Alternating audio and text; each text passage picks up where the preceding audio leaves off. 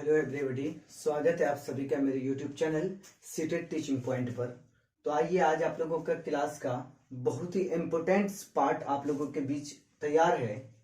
तो आइए एक एक करके हम लोग समझने का प्रयास करते हैं। और सबसे पहले मैं आप लोगों को कहना चाहूँगा कि आप लोग कक्षा को ज़्यादा से ज़्यादा शेयर करें ताकि आपके दोस्तों तक ये कक्षा आसानी से पहुँच सके। तो आज हमने बहुत सारे इम्पोर्टेंट पॉइंट लिए हैं जो आज की कक्षा आपके 5 नंबर को बिल्कुल कवर कराने का पूर्णतः प्रयास करेगा। तो आइए एक एक करके सभी इंपोर्टेंट पॉइंट को जानते हैं। सबसे पहले मैं आपको बता दूं कि आपके सामने पौधे के पारिस्थितिक अनुकूलन से रिलेटेड है, पौधे के भाग जिसे हम खाते हैं, पौधे का वो भाग जो हमारे विदेश से आए हैं। उसके बाद मैं बता दूं उत्पाद से संबंधित जो हमारे सीटेट में हर वर्ष प्रश्न पूछता है, इनसे उत्पाद से संबंधित क्रांति में उनसे बात करूंगा।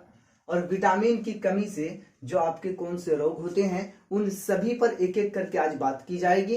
और आप लोग धैर्य बनाकर कक्षा को एंड तक देखें ताकि आप लोगों को पूरी तरीके से यह कक्षा समझ में आ जाए। तो आइए एक एक करके सबसे पहले हम लोग जानते हैं पौधे में पारिस्थितिक अनुकूलन। मैं बता दूं पौधे के जो पारिस्थितिक अनुकूलन होते हैं उनको 4 भागों में बांटा गया है, उन्हें 4 भागों में डिवाइड किया गया है। सबसे पहले हम लोग जानते हैं, कहता है जलोदभिद। याद रखिएगा जलोदभिद, ये पौधे अधिक जल वाले स्थान पर पाए जाते हैं। जहां पर अधिक जल हो अर्थात पर जिस जमीन पर आपको अधिक नमी मिलती हो वहां पर आपको जलोदभिद पौधा पाया जाएगा, अर्थात जहां पर अधिक जल हो। दूसरा आपके सामने पॉइंट है समोदभिद। ये पौधा सामान्य स्थान पर उगते हैं। इसके अंतर्गत बाग बगीचे खेत अर्थात सभी सामान्य पौधे आते हैं। याद रखिएगा कि समोदभिद ऐसा पौधा जो किसी भी सामान्य जगह पर आसानी से उग जाते हैं।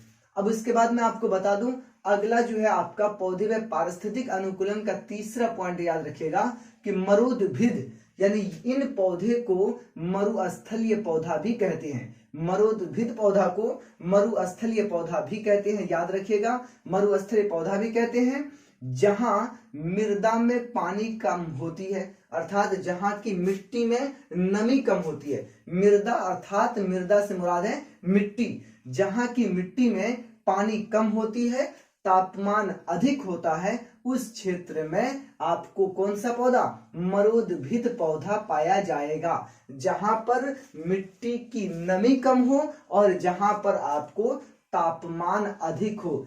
गोया आप समझ लें कि रेगिस्तानी क्षेत्र, वहां पर आपको नमी भी कम होती है और तापमान अधिक होता है। जैसे आपके जो रेगिस्तानी क्षेत्र हैं या मरुदभिद पौधा होता है, जैसे कैक्टस हुआ, ओक हुआ, खेजड़ी है, ये सब पौधे आपको रेगिस्तानी क्षेत्र में पाए जाएंगे। अर्थात इसका मतलब है कि ये सब पौधा क्या आपका मरुदभिद पौधा है। उम्मीद है कि आप लोगों को ये पॉइंट अच्छे तरीके से समझ में आया होगा।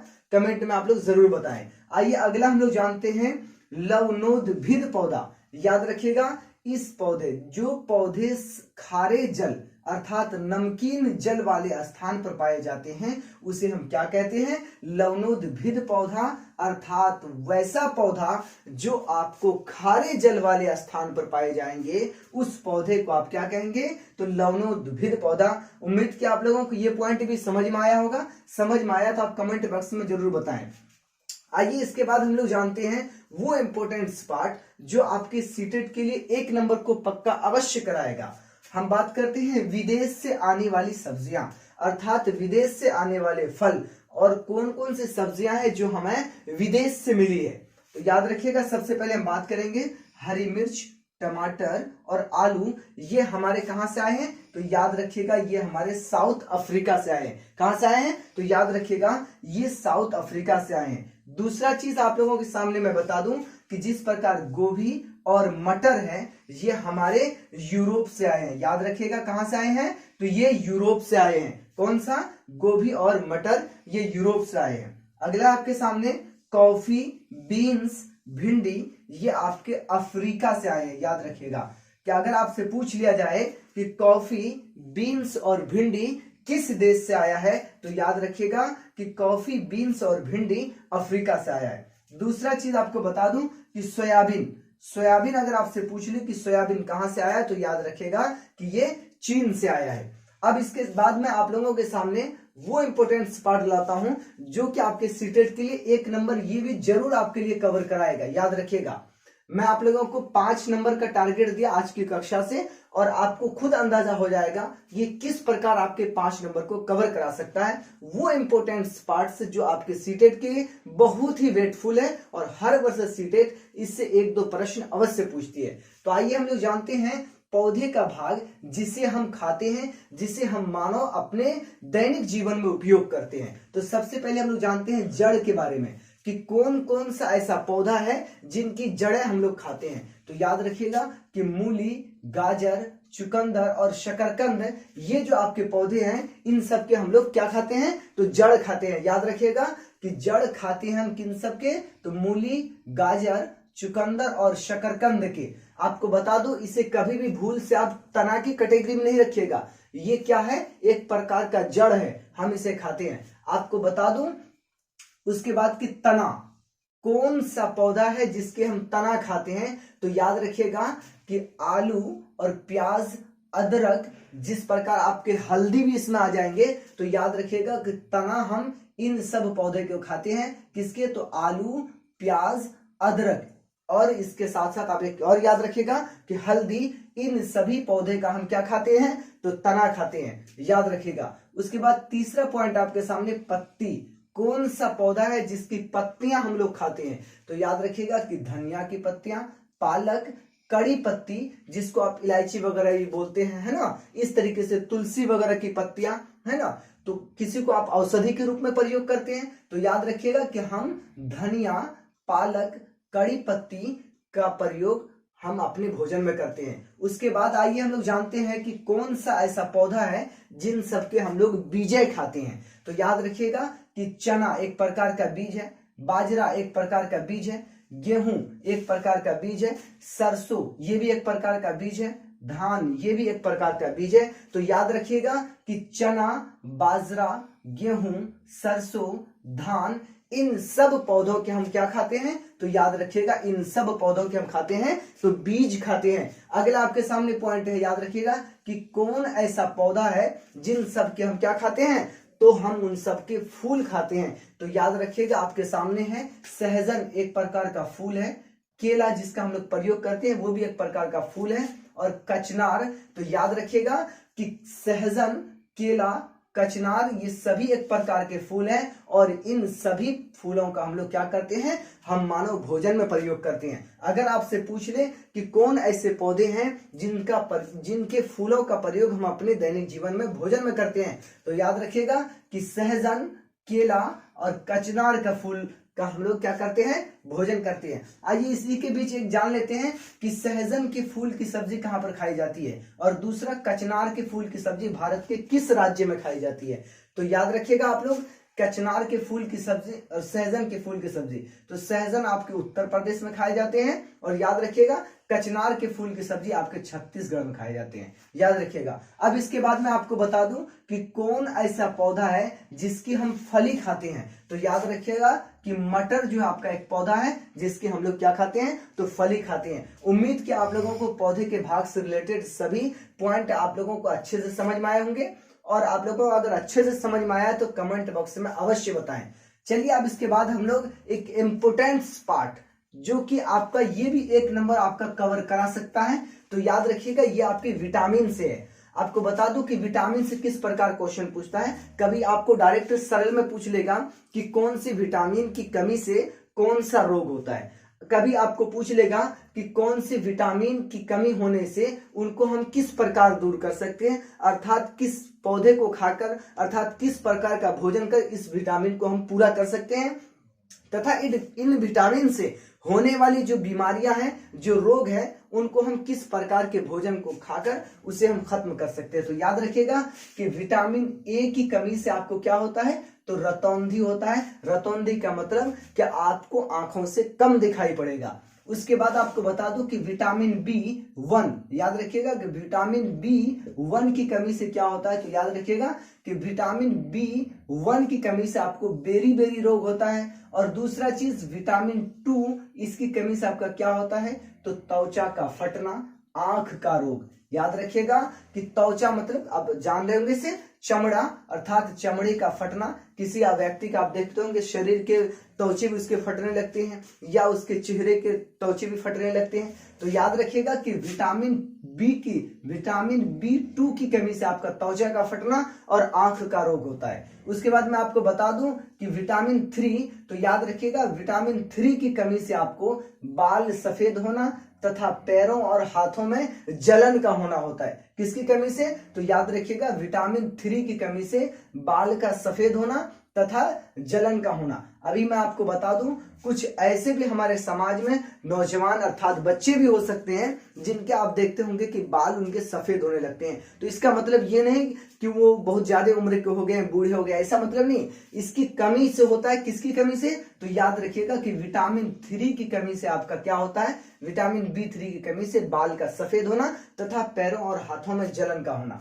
अब मैं आपको बता दूं कि विटामिन B7, याद रखिएगा विटामिन B7 की कमी से होता है बालों का गिरना। अर्थात कोई व्यक्ति आपको ये भी कहता है, ये आपका दो प्रकार से हो सकता है, या मानसिक प्रॉब्लम के कारण अर्थात आप अपने माइंड को ज्यादा खपत करते हैं इस वजह से भी होता है, और दूसरा चीज आपके शरीर में अगर विटामिन B7 की कमी है तो इसके वजह से भी आपके सर के बाल गिरने लगते हैं। अब दूसरा याद रखिएगा कि विटामिन B5, याद रखिएगा विटामिन B5 की कमी से होता है मासिक विकार। जिस प्रकार आप जानते होंगे कि महिलाएं जो होती है उनको मानसिक विकार होता है, जिसके वजह से क्या होता है विटामिन 5 की कमी से उनको मानसिक विकार होता है। अगला याद रखिएगा विटामिन 6, क्या? विटामिन B6 को याद रखिएगा कि विटामिन B6 की कमी से आपको क्या होता है? एनीमिया रोग होता है। याद रखिएगा विटामिन B6 की कमी से आपको क्या होता है? तो एनीमिया रोग होता है। उम्मीद कि आप लोगों को विटामिन से रिलेटेड सभी इंपोर्टेंट पॉइंट अच्छे तरीके से समझ में आए होंगे। आप लोगों को अगर ये पॉइंट सभी समझ में आ चुके हैं तो आप लोग एक बार कमेंट में यस लिखें और बोलें कि मुझे समझ में आ गया। तो चलिए अब जानते हैं हम आपके सीटेट से रिलेटेड वो इंपोर्टेंट पार्ट जो आपके सीटेट में आपके लिए 2 नंबर को पक्का करा सकता है। तो याद रखिएगा ये हर वर्ष से सीटेट आपको इससे प्रश्न अवश्य पूछती है। तो याद रखिएगा कि उत्पाद से संबंधित महत्वपूर्ण क्रांति, अर्थात आप याद रखिएगा कि किसी भी फल या कृषि के उत्पाद के लिए जो जन आंदोलन किया गया था, जो क्रांति की गई थी, वो आपके सीटेट में बहुत ही महत्वपूर्ण स्थान रखता है। 1-2 नंबर आपके लिए जरूर ये लाने में आपकी सहयोग करेगा। तो आइए हम लोग जानते हैं एक एक वो क्रांति कि कौन सी क्रांति कौन से उत्पाद के लिए महत्वपूर्ण है। याद रखिए यह है हरित क्रांति। याद रखिए हरित क्रांति आपका खाद्यान्न उत्पाद के लिए है। दूसरा चीज याद रखिएगा कि श्वेत क्रांति, कौन सा क्रांति? श्वेत क्रांति, जो कि आपका दुग्ध उत्पाद के लिए है। अर्थात दुग्ध का मतलब हुआ दही। दुग्ध होता है आपका क्या? संस्कृत लफ्ज, अर्थात दूध उत्पाद के लिए आपका कौन सा फेमस है क्रांति? तो श्वेत क्रांति आपका फेमस है। अब इसके बाद मैं आपको बता दूं एक है नीली क्रांति। याद रखिएगा कि नीली क्रांति आपका जो किसके लिए फेमस है? तो मत्स्य के लिए। अर्थात मत्स्य का मतलब आप समझ लीजिए, मत्स्य आपका हो गया संस्कृत लफ्ज, मत्स्य का मतलब होता है मछली। याद रखिएगा कि मत्स्य का मतलब क्या होता है? तो मछली। नीली क्रांति आपका है मत्स्य उत्पाद से। उसके बाद याद रखिएगा भूरी क्रांति। याद रखिएगा भूरी क्रांति ये आपका है उर्वरक उत्पाद से, अर्थात खाद्य उत्पाद से। अर्थात आपको बता दूं कि कृषि के उत्पाद के लिए आपको उर्वरक की आवश्यकता होती है, तो आपको उर्वरक उत्पाद से रिलेटेड कौन सा क्रांति है? तो याद रखिएगा भूरी क्रांति आपका उर्वरक उत्पाद से है। अब अगला जानते हैं हम लोग रजत क्रांति। किसके बारे में? रजत क्रांति आपका किससे उत्पाद है? तो अंडा उत्पाद से आपका रिलेटेड है रजत क्रांति। उसके बाद हम लोग जानते हैं पीली क्रांति। पीली क्रांति आपका तिलहन और दलहन उत्पाद से। याद रखिएगा कि पीली क्रांति का संबंध किससे है? तो तिलहन उत्पाद से। अगर आपसे पूछ ले डायरेक्ट में कि तिलहन पीली क्रांति का संबंध किससे है, ऑप्शन में दे देगा आपको तिलहन, अंडा, उर्वरक, मत्स्य, तो आपको क्या लगाना है? तिलहन उत्पाद। अर्थात तिलहन उत्पाद जो है आपका पीली क्रांति से संबंध रखता है। उसके बाद हम लोग जानते हैं कृष्णा क्रांति। याद रखिए कृष्णा क्रांति आपको बायोडीजल उत्पाद से आपका संबंध रखता है। कौन सा? कृष्णा क्रांति। उसके बाद हम लोग जानते हैं सबसे पहले लाल क्रांति के बारे में। लाल क्रांति यह आपके दैनिक जीवन के लिए बहुत महत्व रखता है। तो लाल क्रांति आपका टमाटर तथा जीव के मांस के उत्पाद से संबंध रखता है। लाल क्रांति किससे रखता है? तो अर्थात आप टमाटर का भी कलर देखे होंगे और मांस का भी कलर लगभग लाल ही होता है। तो आपको एक चीज मैं बता दूं कि क्रांति जितने भी है ना, वो क्रांति आपको बता दूं उन फल से रिलेटेड है या उन सब्जी से रिलेटेड है या उनकी कलर वगैरह से रिलेटेड है। आप इसमें गेस कर रहे होंगे। तो याद रखिएगा लाल क्रांति आपका जो है टमाटर तथा मांस उत्पाद से है। उसके बाद मैं आपको बता दूं एक गुलाबी क्रांति, यह आपके लिए बहुत वेटफुल होगा। बता दूं गुलाबी क्रांति आपका झींगा उत्पाद से है। याद रखिएगा कि इसे भी एक मछली की कैटेगरी में रखा जाता है, लेकिन ये तो मछली है नहीं। तो याद रखिएगा गुलाबी क्रांति जो है आपका ये किसके उत्पाद से है? तो झींगा उत्पाद से है। आइए अगला पॉइंट हम लोग जानते हैं बादामी क्रांति के बारे में। किसके बारे में? बहुत इंपॉर्टेंट है आपके लिए बादामी क्रांति, जिसके लिए भारत पूरे विश्व में प्रसिद्ध है। या इस वजह से क्योंकि सबसे ज्यादा चटपटा और नमकीन भोजन खाने वाला जो देश है हमारे विश्व का, उसमें हमारा भारत आता है। याद रखिएगा कि बादामी क्रांति जो है ये आपको मसाला उत्पाद से है। किससे है? तो याद रखिएगा कि बादामी क्रांति आपका मसाला उत्पाद से है। आइए इसके बाद हम लोग जानते हैं सुनहरी क्रांति के बारे में। तो याद रखिएगा कि सुनहरी क्रांति आपका क्या है? तो फल उत्पाद से। किससे है? फल उत्पाद से। उसके बाद हम लोग जानते हैं गोल क्रांति। याद रखिएगा गोल क्रांति आपका किस उत्पाद से संबंध रखता है? तो याद रखिएगा गोल क्रांति आपका आलू उत्पाद से संबंध रखता है। किससे? गोल क्रांति आपका आलू उत्पाद से संबंध रखता है। इसके बाद मैं आपको बता दूं कि मुख्य क्रांति, आपको इसके बाद कोई भी क्रांति पढ़ने की कोई आवश्यकता नहीं है। जितने भी आप महत्वपूर्ण क्रांति थे उन सबको मैंने आपके सामने लाया है, और इसके अलावा आपको मैं कहता हूं कोई भी क्रांति पढ़ने की कोई भी आवश्यकता नहीं है। अब मैं आपको बता दूं कि मुख्य क्रांति, तो याद रखिएगा कि मुख्य क्रांति जो है आपका मोटे अनाज उत्पाद से संबंध रखता है। याद रखिएगा कि मुख्य क्रांति मोटे अनाज उत्पाद से संबंध रखता है। इसके बाद मैं आपको बता दूं परामनी क्रांति। याद रखिएगा कि परामनी क्रांति, अगर पूछ ले कि परामनी क्रांति किससे संबंध है, तो याद रखिएगा कि भिंडी उत्पाद से आपका परामनी क्रांति संबंध रखता है। परामनी क्रांति आपका भिंडी उत्पाद से। इसके बाद मैं बता दूं आपको कि खाकी क्रांति, आपको लग रहा होगा इनके बारे में शायद कभी आप नहीं भी सुने होंगे। बहुत रिसर्च करने के बाद इसको आपके अकॉर्डिंग टू एनसीईआरटी सभी पॉइंट आपका देख लीजिए, इसमें जितने भी पॉइंट्स आपके सामने हैं ये एनसीईआरटी से ही है, अदरवाइज किसी और चीज से नहीं है। वो इसलिए नहीं है, मैं आपको हर कक्षा में बताता हूं, क्योंकि सीटेट आपका जो प्रश्न बनाती है और जो प्रश्न को सही मानती है वो अकॉर्डिंग टू एनसीईआरटी ही मानती है। इसलिए जितने भी पॉइंट्स मैं आपके सामने लाता हूं वो सब एनसीईआरटी के अकॉर्डिंग, और जितने भी एनसीईआरटी में आपके महत्वपूर्ण क्रांति थे उन सबको मैंने आप लोगों के सामने लाने का प्रयास किया। तो याद रखिएगा कि खाकी क्रांति आपका चमड़ा उत्पाद से है, और ग्रीन गोल्ड क्रांति, याद रखिएगा कि ग्रीन गोल्ड क्रांति आपका चाय उत्पाद से। किससे है? ग्रीन गोल्ड क्रांति आपका चाय उत्पाद से है। उसके बाद मैं आपको बता दूं कि सैफरॉन क्रांति, क्या? तो याद रखिएगा कि सैफरॉन क्रांति आपका केसर उत्पाद से है, सैफरॉन क्रांति। उसके बाद मैं बता दूं आपका गंगा क्रांति। गंगा क्रांति है भ्रष्टाचार के खिलाफ। याद रखिएगा किसके खिलाफ? गंगा क्रांति क्यों हुआ था ये आपके लिए इंपोर्टेंट है, जरा याद रखिएगा कि गंगा क्रांति क्यों हुआ था। तो याद रखिएगा भ्रष्टाचार के खिलाफ। उसके बाद मैं आपको बता दूं अगला है आपके सामने सदाबहार क्रांति। तो याद रखिएगा अगर आपसे पूछ ले कि सदाबहार क्रांति किससे आपका संबंध रखता है, तो याद रखिएगा कि जैव तकनीक से हमारा सदाबहार क्रांति संबंध रखता है।